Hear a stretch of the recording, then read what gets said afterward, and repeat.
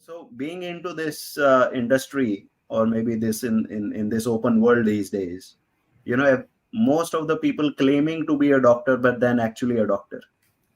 And there is a lot of financial risk and security involved every now and then. Yes. So Yes. looking at the scams, looking at the bank frauds, looking at the cyber crime, and this and that is happening, it is very difficult for people to find out the right doctor to manage the most critical aspect of their life, which is money. So Yeah. how you advise people to identify the right doctor of finance? What are the traits somebody should have to identify the right guy to be Yeah. managing their the entire life, because it has been depending on the lot of other stuff in future as well. Yeah. So what is your Absolutely. take on that? Great. So there are two aspects of it. First one is, the first question that you just asked is about knowing the right financial doctor. So obviously, when you sit with a doctor, when you ask questions, when you sit with any expert for 1 hour, you yourself get to know that what is the gravity of the point that he is talking, what kind of experience does he have, what kind of historical work he has done in wealth management, in investments. And obviously in today's open world, you get to know everything through LinkedIn and other mediums, right?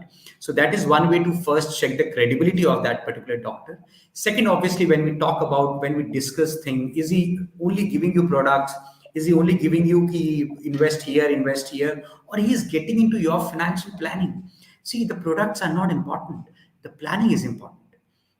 So that planning has to be there. Now that financial doctor, that individual who is an expert or supposed to be an expert, he needs to understand your financial planning, he needs to figure out your financial goals as with your consultation.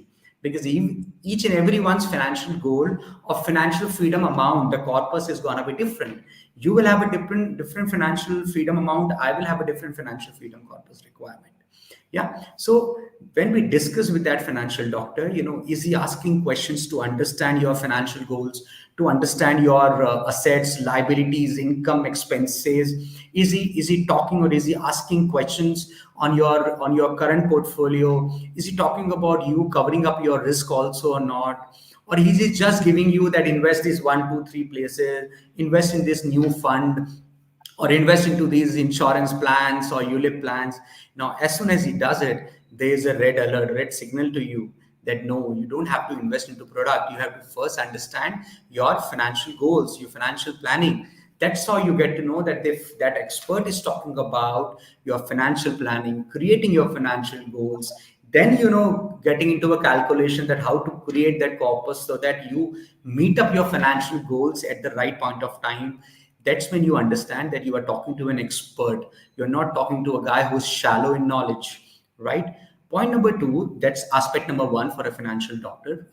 Very important point number two, that any instrument which is not regulated has to be absolute no. So if you ask me, stock market, probably greatest of the instrument in India.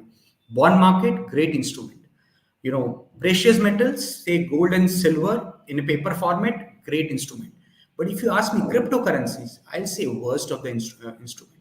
So if you talk to a doctor and he say invest into cryptos, that's a one red signal to you that no, he's not advising you correctly, because you can't invest into an instrument which is not regulated.